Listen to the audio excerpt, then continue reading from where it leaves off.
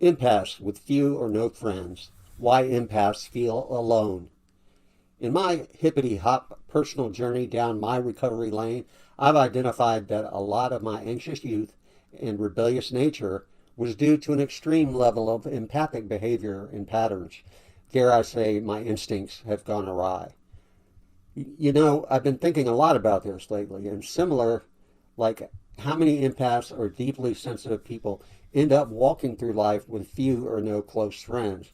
And it's not because they don't want connection, but because connection hasn't always felt safe. We've got this cultural idea that being social equals being healthy, and that if you're spending time alone, something must be wrong. But for a lot of empaths, loneliness isn't a symptom of brokenness. It's actually a form of protection. You're not avoiding people, you're just avoiding pain. Let's talk about loneliness. Loneliness misunderstood. Let's start there. Empaths who spend time alone aren't necessarily antisocial. I sure wasn't, but I'd say that they are cautious. When you feel everything, even down to a cellular level, every interaction becomes a full body experience.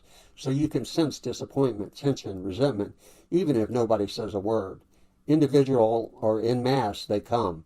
I would get a vibe from being in a stuffy, tightly packed concert, and at some point, I'd have to flee from the building. I did the same in most of my relationships and in my life.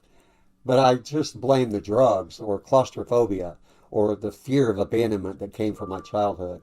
Whatever the case might be, when that kind of attunement goes unreciprocated or misused, taken for granted, it hurts.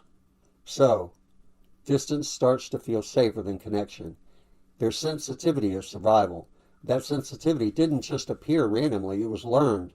You developed an emotional awareness as a survival skill. And maybe it was because you grew up in an unpredictable home where reading the emotional room helped you stay safe, or where your peace depended on managing someone else's emotions. All I know from that scenario is eggshells don't make great shoes. So, no, your sensitivity is not a weakness. It's a brilliant strategy that has worked for you. It's kept you safe. But the same skill that once protected you can become exhausting when it's always on guard. It's not a black and white world. There's childhood roots. When you've been emotionally responsible from a young age, vulnerability can feel unnatural. You learn to read minds instead of trusting hearts. You learn to offer comfort instead of needing it. So as an adult, friendship can trigger those early scripts. If I don't take care of them, they'll leave, or if I show my real emotions, it'll cause chaos. The moniker that I use for my art is the emotional orphan.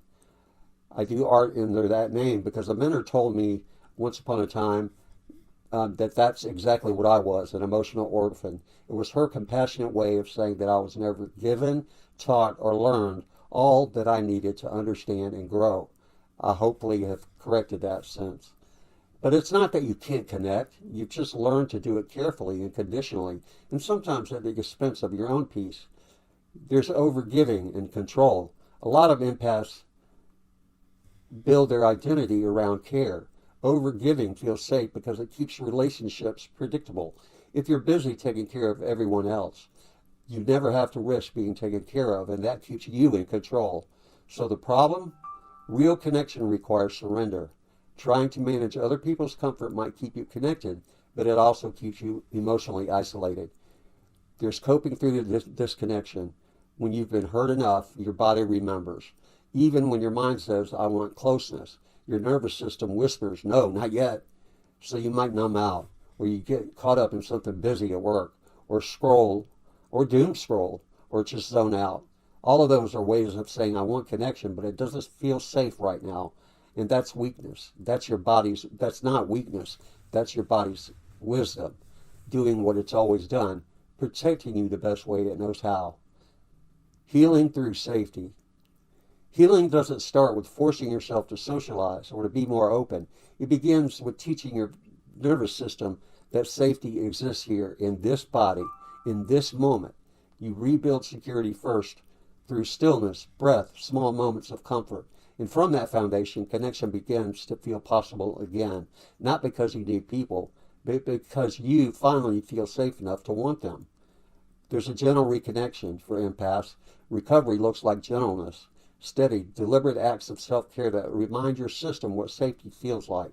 Maybe that's letting a friend see the real you, even just a little. Maybe it's staying present when someone else offers help without feeling you have to repay it immediately.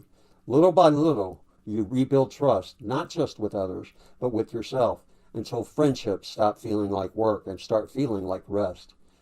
The message of clarity is this: when you understand your patterns through compassion, not judgment, everything changes. You stop seeing your sensitivity as a curse and you start seeing it as guidance. Empathy becomes a superpower once you pair it with self-respect. You're no longer an open channel for everyone else's pain. You're a grounded presence who knows when and how to connect. So if you're an empath who feels alone, please hear this. You are not broken. You are just healing, and you are healing well. And the solitude, it's not isolation. It's the space where your nervous system is learning how to breathe again. Use the space wisely. Thanks, guys. Have a great day today.